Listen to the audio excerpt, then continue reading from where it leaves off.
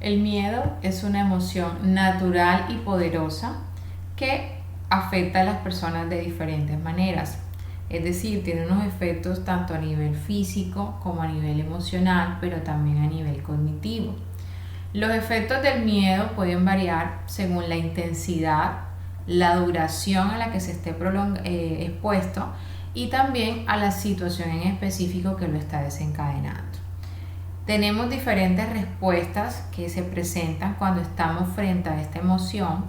Tenemos respuestas fisiológicas, por ejemplo, el miedo desencadena una respuesta a nivel de nuestro sistema nervioso autónomo y esto se conoce como respuesta de lucha o huida. Cuando estamos expuestos a situaciones donde hay un miedo muy intenso, el cuerpo se prepara para enfrentar la amenaza o para huir de ella. Esto sin duda puede provocar un aumento en la frecuencia cardíaca, en la presión arterial, en la respiración. Se pueden experimentar, por ejemplo, dilatación también en las pupilas, sudoración, tensión muscular y existe entonces liberación de hormonas del estrés como son el cortisol, pero también de adrenalina.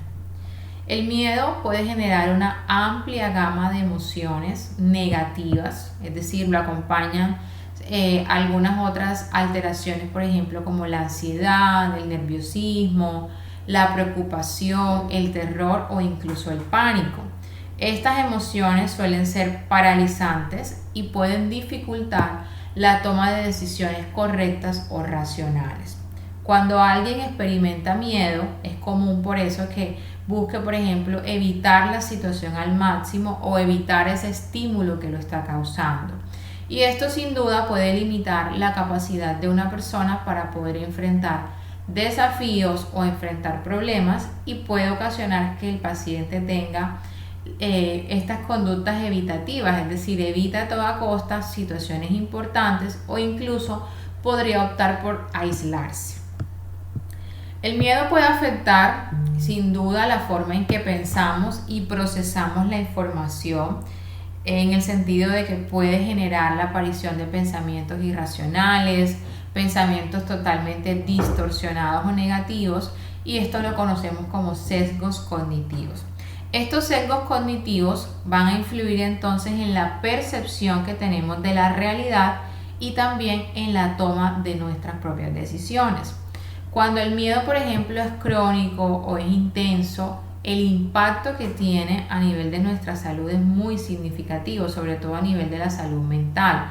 Es por esto que aumenta entonces el riesgo de que aparezcan o que podamos desarrollar trastornos de ansiedad, como es el trastorno de ansiedad generalizada, que hagamos, por ejemplo, ataques de pánico que en consecutivo se conviertan en un trastorno de pánico o fobias que tengamos de manera muy específica.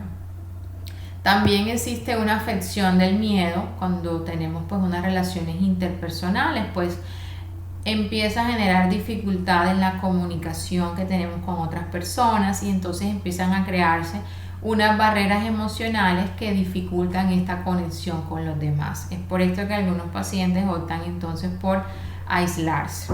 Y también puede tener unas consecuencias a nivel de nuestro rendimiento escolar o rendimiento laboral, pues lo que hace es que nos limita. Entonces el paciente tiene menos rendimiento, tiene menos consecución de metas o de objetivos y las personas pues por la sensación del temor o del miedo lo que hacen es que dejan de asumir entonces desafíos o asumir riesgos que sean necesarios para que podamos tener un crecimiento personal, pero también un crecimiento profesional. Es muy importante que entonces podamos reconocer y comprender que el miedo afecta a nuestras vidas y que el miedo en sí es una emoción natural que todos experimentamos. Sin embargo, hay que tener muy en cuenta que en algunos casos puede convertirse en algo totalmente patológico que se sale de control y que requiere pues, de un seguimiento y de un manejo posterior. Entonces, por ejemplo, nos preguntamos qué pasa en nuestro cerebro cuando tenemos miedo. Cuando sentimos miedo, el cerebro en específico experimenta una serie de cambios y activaciones en diferentes regiones cerebrales y esto lo que hace es que el cuerpo se prepara entonces para lidiar con la amenaza que está percibiendo. Tenemos en nuestro cerebro una estructura que es la amígdala. La amígdala tiene una forma de almendra y está ubicada en el lóbulo temporal de nuestro cerebro.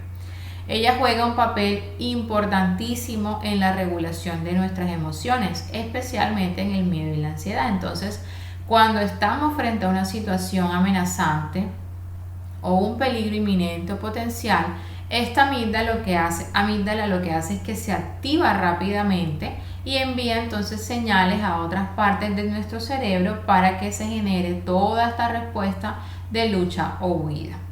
Esta amígdala tiene una comunicación con el hipotálamo. El hipotálamo es una estructura de nuestro cerebro también que lo que hace es que desencadena la activación de todo nuestro sistema nervioso autónomo. Este sistema regula funciones automáticas de nuestro cuerpo, por ejemplo, la frecuencia cardíaca, la presión arterial, la respiración, la sudoración.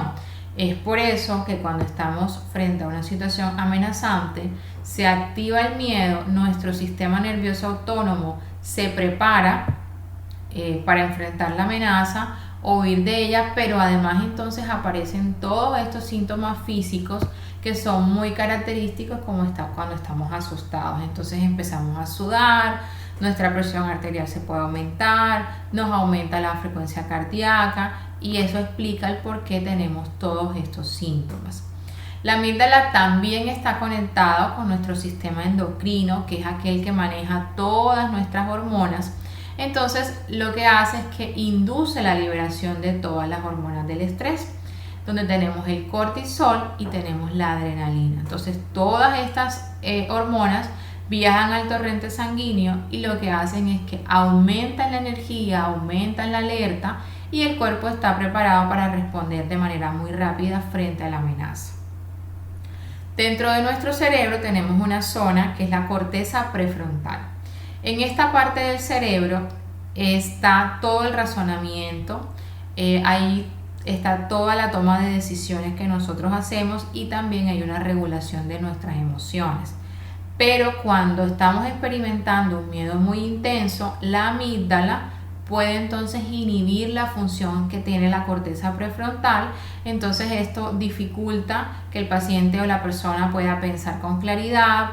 Por eso es que muchas veces las decisiones que se toman cuando estamos frente al miedo no son las adecuadas o no son las acertadas, o es cuando el paciente dice, pero cuando ya ha pasado la situación y ha disminuido el peligro, dice, pero yo por qué actúo así, yo por qué hice X o Y cosa en este momento y me puse mucho más en peligro, porque realmente la corteza prefrontal no funciona de la manera adecuada por toda esta activación que está teniendo pues la amígdala y no permite que el paciente pueda pensar con claridad. Tenemos otra región también muy importante que es el hipocampo.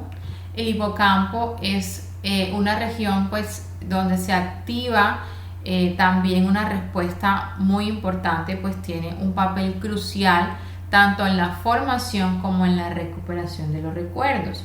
Entonces cuando experimentamos miedo, el hipocampo lo que hace es que empieza a almacenar toda esa información sobre esa situación amenazante y las emociones asociadas para futuras referencias y aprendizajes. Por eso es que cuando estamos expuestos frente a una situación estresante o hemos tenido un miedo muy intenso, ya empezamos después a relacionar ciertas cosas o ciertos elementos o situaciones que nos generaron ese primer temor y podemos tener esos comportamientos evitativos cuando estamos nuevamente pues frente a ese tipo de circunstancias. Por ejemplo, una persona que sufre quizás un accidente de tránsito en un puesto específico de un automóvil, lo que hace es tratar de evitar, primero tratar de tener que viajar nuevamente para evitar pues los accidentes o tener que estar ubicado en un puesto en específico donde se vivió el accidente previamente,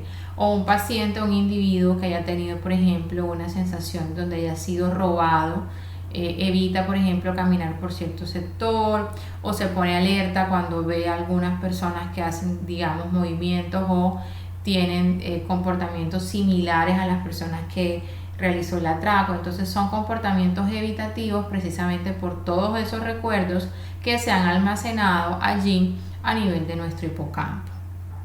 La amígdala también está involucrada en la sensibilización emocional. Después de que nosotros vivimos una experiencia temerosa, ella lo que hace es que reacciona de manera mucho más rápida y fuerte a estímulos similares cuando ya se den en un futuro.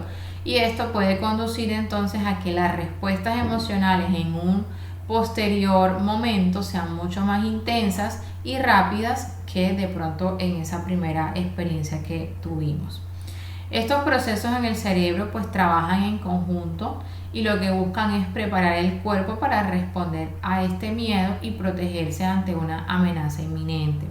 Sin embargo, en ocasiones este mecanismo de respuesta suele ser desproporcionado o inapropiado y esto puede llevar a que aparezcan entonces trastornos de ansiedad, fobias o incluso ataques de pánico, como les había mencionado previamente.